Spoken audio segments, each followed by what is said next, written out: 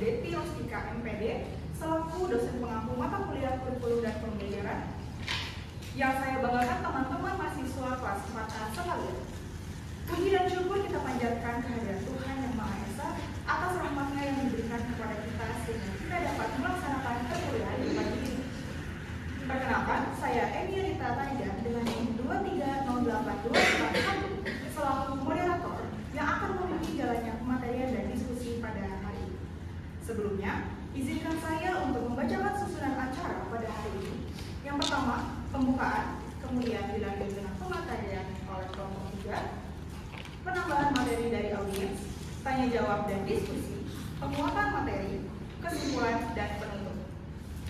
Di pagi yang cerah ini, kita akan membahas topik yang menarik terkait landasan pengembangan kurikulum yang akan disampaikan oleh kelompok 3. Baik, untuk mempersingkat waktu, langsung saja kita mulai kepada kelompok 3 saya persilakan.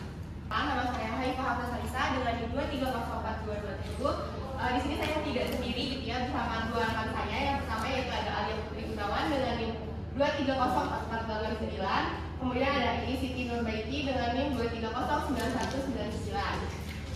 Nah, pada pertemuan kali ini kita akan membahas tentang landasan pengembangan kurikulum. Nah, pada landasan pengembangan kurikulum ini tuh terdapat 6 pembahasan gitu ya. Yang pertama ada landasan filosofis, kemudian landasan psikologis, sosiologis, iptek, historis, dan yuridis.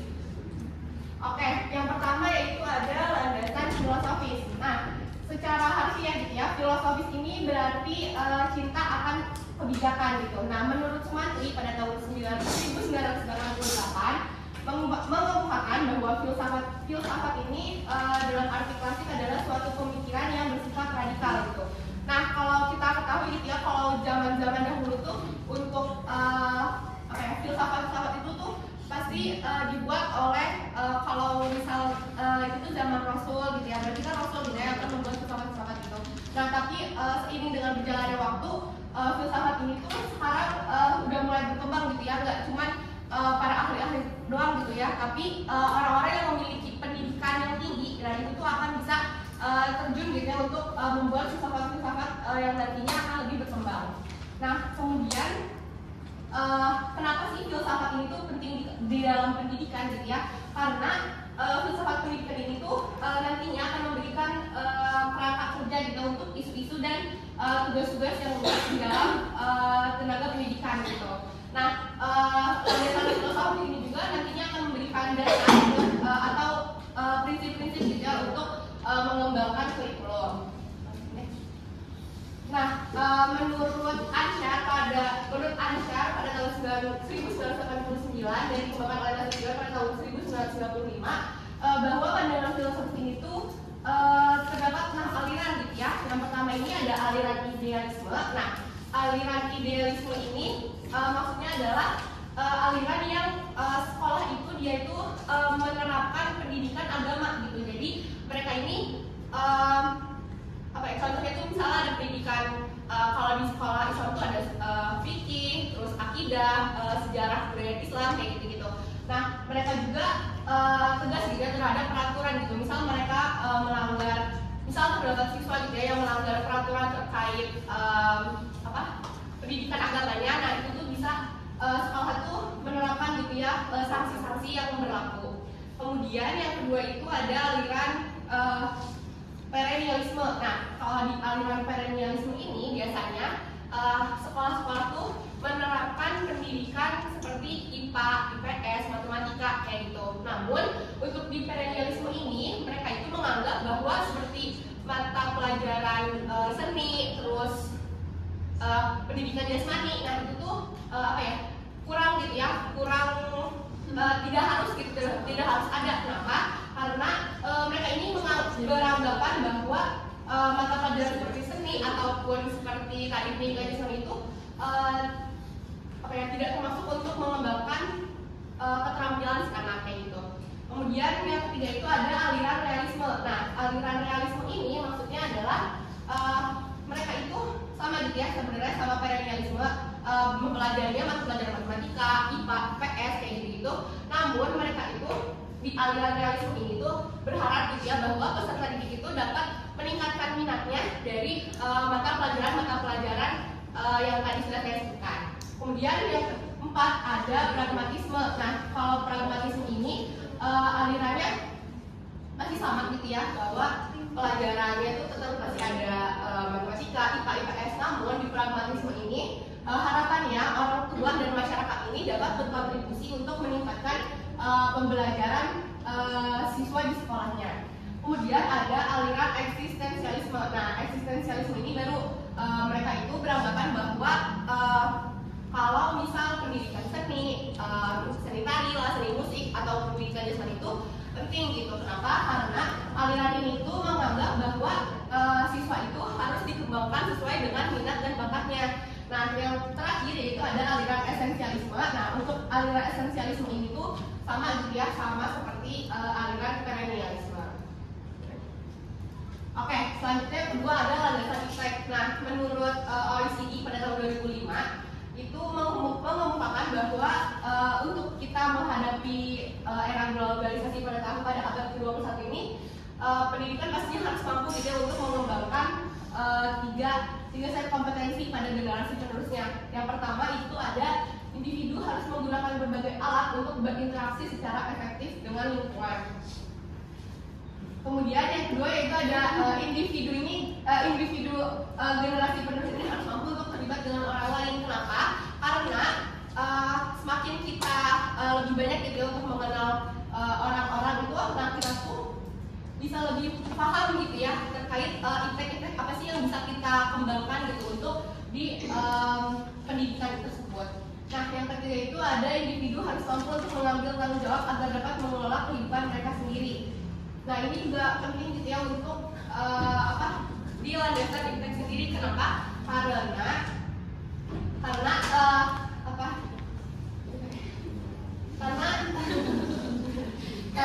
landasan ini juga berpengaruh gitu ya ke pengembangan teknologi kayak gitu. Mungkin itu saja yang bisa saya sampaikan. Prinsip dalam psikologi yang digunakan sebagai dasar dalam merancang dan juga mengembangkan proses pendidikan. Nah, di mana psikologi itu berperan dalam memahami cara peserta didik belajar sehingga kurikulum itu dapat dirancang sesuai dengan perkembangan kognitif, emosional, dan juga sosial mereka. Nah, dengan landasan psikologi ini, metode dan strategi pembelajaran itu dapat disesuaikan agar lebih efektif, relevan, dan juga mendukung perkembangan peserta didik secara optimal. Nah, selanjutnya ada peran psikolog dalam kurikulum pendidikan nasional. Nah, menurut Holik 2019, Undang-Undang Nomor 20 Tahun 2003 itu mengatur bahwa kurikulum itu disusun sesuai dengan standar nasional. Nah, tetapi tetap lebih fleksibel gitu ya, menyesuaikan kondisi sekolah, terus kondisi daerah, dan juga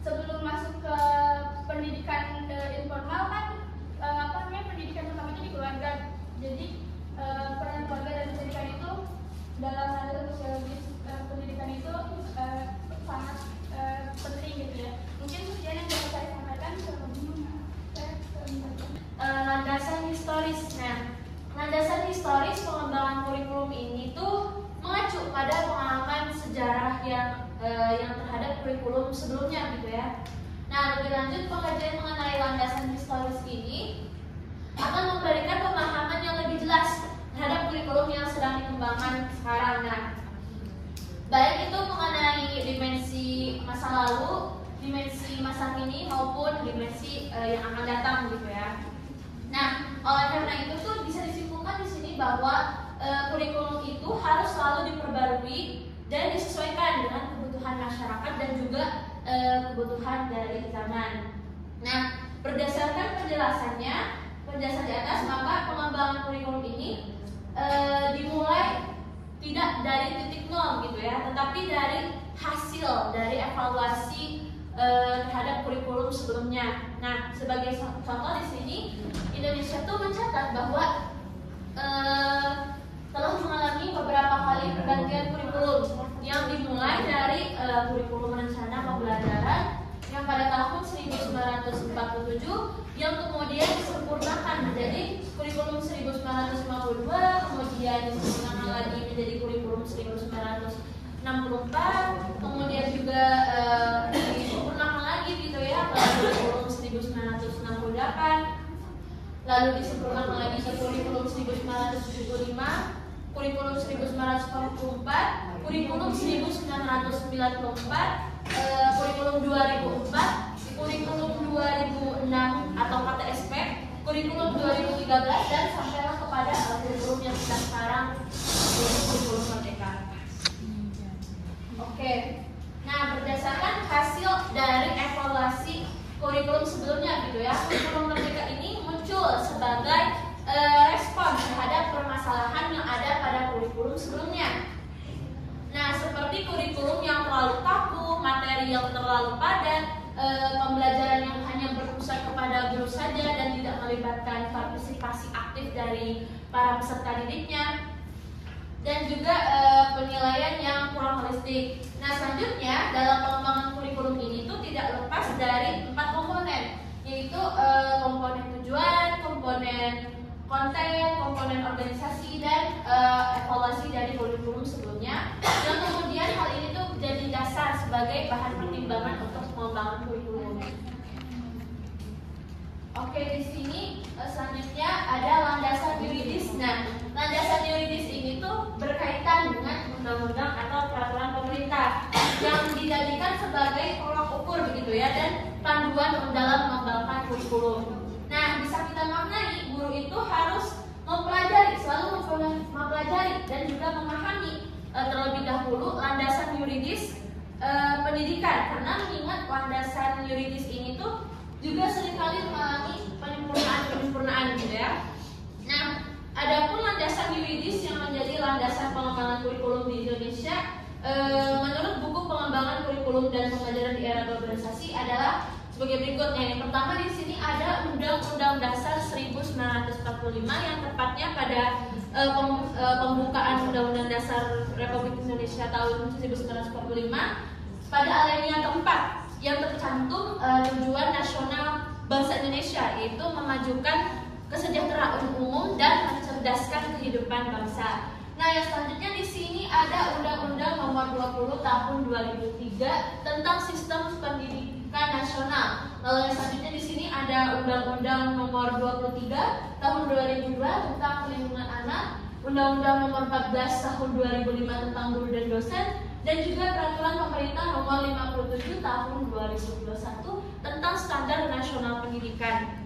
Yang mana di sini ada pasal 3 ayat 2-nya yang berisikan standar nasional pendidikan ini digunakan sebagai acuan untuk pengembangan kurikulum dan penyelenggaraan pendidikan untuk mewujudkan tujuan pendidikan nasional. Mungkin segitu saja yang bisa saya sampaikan. Saya kembalikan kepada moderator. Oke, baik, terima kasih kepada tim penjajah dari kelompok yang sudah memaparkan materi mengenai landasan pengembangan kurikulum dengan sangat baik. Selanjutnya, saya berikan kesempatan untuk audiens menambahkan materi. Bila ada yang ingin menambahkan materi, boleh